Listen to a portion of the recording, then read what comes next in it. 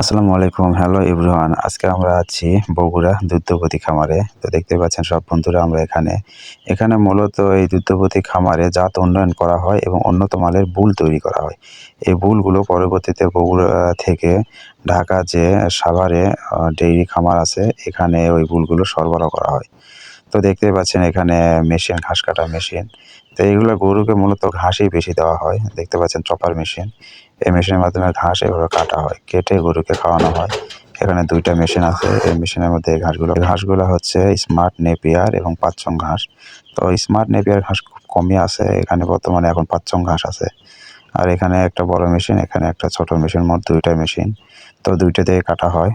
এখন বড়টা দিয়ে কাটা হচ্ছে এবং ছোটটা বন্ধ আছে। যাই হোক, কাটা তো দেখতে পারলেন না, কাটা আগে হয়ে গেছে। তো এখানে সব বন্ধুরাই আমরা আছি, সবাই মিলে আজকে ট্যুরে আছি। আমাদের ট্যুরের ডেস্টিনেশনই হচ্ছে বগুড়া দুগ্ধবতী খামার ও জাত উন্নয়ন প্রকল্প। এখানে দেখতে পাচ্ছেন সামনে ওইটা হচ্ছে সেই শেড। আর এখানে মিল্কিং রেকর্ড রুম। এখানে কোন গরু কত মিল্ক মানে দুধ দেয় সেটা রেকর্ড রুম এখানে। আর এটা হচ্ছে জেনারেটর রুম। তো ইলেকট্রিসিটি চলে গেলে এই জেনারেটর দিয়ে চালু করা হয় এবং পরবর্তীতে ইলেকট্রিসিটি সাপ্লাই দেওয়া হয়। জেনারেটরটি আসলে অনেক বড়। তো যাই হোক, আবার আমরা চলে আসলাম এই পাশে। দেখতেই পাচ্ছেন এই পাশে ঘাস কাটার মেশিন ২ টা। ওই যে একটা ট্রলি, ওই ট্রলি দিয়ে মূলত ঘাস সরবরাহ করা হয়। আর কাটার পর এই ভাই এই মেশিনটা দিয়ে ঘাস সেটে দিয়ে আসে। তো সবাই অলরেডি সেটের কাছে চলে গেছে। তো এখানে লেখা আছে বিনা অনুমতিতে প্রবেশ নিষেধ, সংরক্ষিত এলাকা যেহেতু এটা, তো এই জন্য কিছু নিয়ম কারণ এখানে আছে। তারপর আমরা যেহেতু অনুমতি নিয়ে যাচ্ছি তো আমরা যাইতে পারবো। তো আমরা সেটার কাছে অলরেডি চলে যাচ্ছি। দেখতেই পাচ্ছেন সবাই গরুগুলো দেখতেছে। তো মাশাআল্লাহ গরুগুলো আসলে অনেক সুন্দর, তো দেখতেও ভালো। মূলত এই গরুগুলো হচ্ছে হলিস্টিয়ান ফ্রিজিয়ান ক্রস। এটা একদম পিওর হলিস্টিয়ান ফ্রিজিয়ান না। তো আগেই তো আপনাদেরকে বলা হয়েছে যে এটা মূলত জাত উন্নয়ন করা হয় এখানে। তো যার কারণে এখানে ক্রস ব্রিড দিয়ে আস্তে আস্তে জাত উন্নয়নটা করা হয়। তো এখন আমরা গরুগুলো সব দেখবো। দেখতেই পাচ্ছেন গরুগুলো আসলে অনেক সুন্দর। গরুগুলোর স্বাস্থ্যও মাশাআল্লাহ অনেক ভালো। তো দেখতেই পাচ্ছেন গরুগুলো, অনেক গরু এখানে আছে। তো প্রায় এই সেটে প্রায় ৫০টার মতন গরু আছে।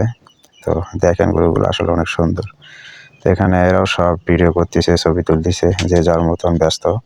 তো কিছু বন্ধুরা সবাই আবার ওইদিকে যাচ্ছে। তো ওইদিকে মূলত বুল স্টেশন মানে বুলের শেড আছে, যেখানে যে জাত উন্নয়ন করার পর যে বুল হয় সেই বুলের স্টেশন ওইদিকে আছে। তো এইটা হচ্ছে ভিতরের পরিবেশ। এখানে শেডটি করা হয়েছে মূলত ২ সারি বিশিষ্ট মুখামুখি। এটাকে বলা হয় ২ সারি বিশিষ্ট মুখামুখি গোশালা। মূলত এইটা হচ্ছে এই শেড সেইটাই। এখানে ২ সারি বিশিষ্ট মুখামুখি গোশালা করে গরুগুলা শেড নির্মাণ করা হয়েছে। আমরা এখন বাইরের দিকে যাব। তো বাইরে ওই পাশে দেখতেই পাচ্ছেন আরেকটা শেড আছে। ওইটাতে মূলত অর্ধেক গরু আছে দেশি গরু, অর্ধেক ক্রস গরু। তো ওখান থেকে দেশি গরু রাখার কারণ হচ্ছে, তো দেশি গরু থেকে জাত উন্নয়ন করা অনেক সহজ এবং দেশি গরুর কনসেপ্ট রেট বেশি। দেশি গরু কনসেপ্ট করলে বাচ্চা দেয় প্রতি বছরে একটা করে, যার কারণে ওখানে দেশি গরু রাখা হয়েছে। আর পেশের গরুগুলো এরকম, অনেক গরু শিয়েও আছে। মূলত এটা ওদের রেস্ট টাইম এখন। মূলত এখানে ২ বার খাবার দেওয়া হয়। একবার সকালবেলা দেওয়া হয় আর একবার বিকালবেলা। আর দানাদারটা দেওয়া হয় সন্ধ্যার আগ দিয়ে। তো অন্য কোনো খাবার আর দেওয়া হয় না এখানে। মূলত এই শেডটা হচ্ছে বা এই পুরো ফার্মটাই হচ্ছে ঘাস নির্ভরশীল। এখানে অনেক, অনেক জমি ঘাস লাগানো আছে। আপনারা সব দেখতে পারবেন, ভিডিওটি দেখতে থাকুন। তো দেখতেই পাচ্ছেন এই পাশে আরেকটি শেড। এই শেডটাতে অনেক গরু আছে। এটা গরু শেডের পরিবেশ ভিতরকার এবং ওখানে ভাইরা ঘাস পরিষ্কার করতেছে পরিষ্কার পরিচ্ছন্নতার জন্যে। আমরা এখন আবার সামনের দিকে যাই। চলেন সামনের দিকে যাওয়া যাক। আমি অলরেডি পিছ পড়ে গেছি। আমার সব ফ্রেন্ডরা ওই যে ওখানে চলে গেছে। তারপরে আমি একটু যাচ্ছি জোরেই, যার কারণে ভিডিওটা একটু স্ট্যাবলিশ হচ্ছে না। তো যাই হোক, তারপরে দেখতে থাকুন। এখন আমি অলরেডি চলে যাচ্ছি। সব বন্ধুরা আমার ওই যে ওখানে আড্ডা মারতেছে। মূলত ওখানে কেউ আড্ডা দিচ্ছে না, ওখানে আমাদের একটা টিচার আছে, তো সে সব কিছু ডিরেকশন দিচ্ছে। আর আপনাদের যে ঘাসের কথা বলছিলাম এটাই হচ্ছে সেই পাচ্চং ঘাস। এটা রেড পাচ্চং না, এটা হচ্ছে সবুজ পাচ্চং। দেখতেই পাচ্ছেন ঘাসের জমি।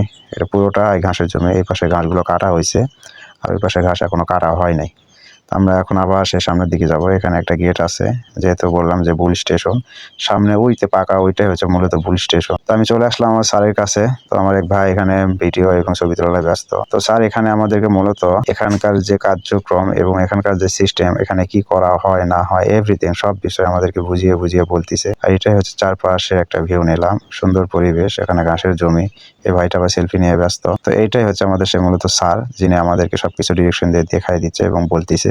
যেখানে কিভাবে কি করা হয়। মূলত এই জায়গাটা হচ্ছে 53 একর। আমরা জানি যে 100% 1 একর। সো এইরকম 53 একর জায়গার উপরে এই খামারটা অবস্থিত। এজন্য খামারটা অনেক বড়। তো অতটা ঘুরে আপনাদেরকে আর দেখাতে পারলাম না। এ পর্যন্তই দেখলাম এবং আপনাদেরকে দেখালাম। তো যাই হোক, আমার ভিডিও আজকের মতন এই পর্যন্তই। সবাই ভালো থাকবেন। আল্লাহ হাফেজ।